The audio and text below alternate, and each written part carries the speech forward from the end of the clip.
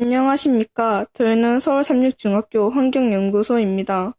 오늘 저희는 비닐의 사용과 배출률에 대해 소개해드리고자 합니다. 오늘날 플라스틱 쓰레기로 인한 환경오염은 심각한 문제로 대두되고 있습니다.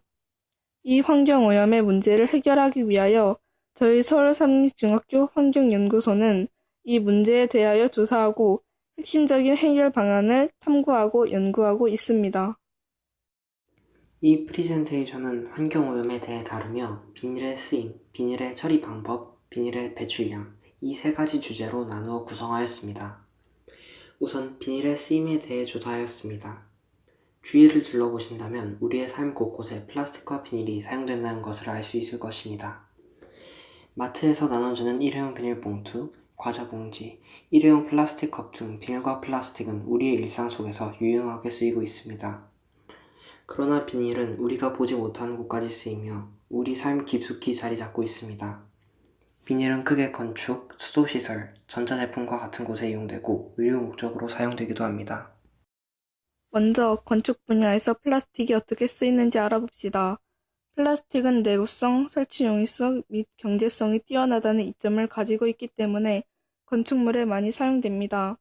특히 냉수 배관, 화장실 수도 등 수로에 주로 쓰이고 벽과 지붕에도 사용됩니다. 전자제품에서도 비닐은 굉장히 중요한 역할을 합니다. 와이어와 케이블의 절연 튜브, 경질 비금속 등에 사용되며 화재, 감전과 같은 사고로부터 우리를 지켜줍니다. 비닐은 전자제품의 약 55%에서 60%를 차지하고 있다고도 합니다. 비닐은 의료 분야에서도 널리 사용되고 있습니다. 비닐은 유연하고 여러 온도에서 버틸 수 있는 데다가 경제성이 뛰어난 동시에 처분이 쉽습니다. 무엇보다 쉽게 살균, 세척되기 때문에 의료 분야에 적합한 물질입니다. 이러한 장점들로 혈액팩, 유체 공급과 수급에 사용되며 수술에서 중요한 역할을 하는 튜브인 카테터에 쓰입니다. 의료용품의 15%는 비닐로 이루어져 있습니다.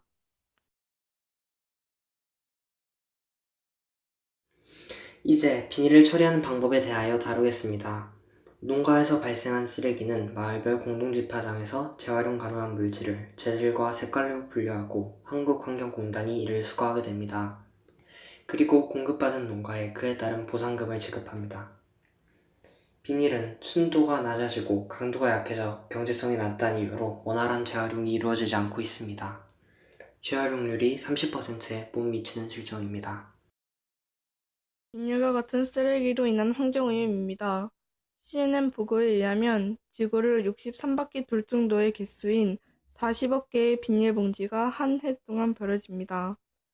또한 비닐봉투의 10%는 바다로 유입되고 그중 70%는 거의 썩지 못하는 심해 속에 쌓이게 됩니다.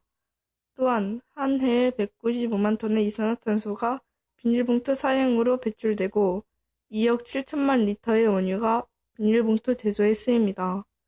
환경보호의 효과를 얻기 위해서는 비닐봉지 대신 면 재질의 가방을 132회 사용해야 합니다. 한국은 OECD 국가 중 두 번째로 비닐을 많이 사용합니다. 사용률은 곧 폐기율이며 그만큼 많은 양의 비닐 쓰레기가 우리나라에서 배출된다는 것을 알 수 있습니다.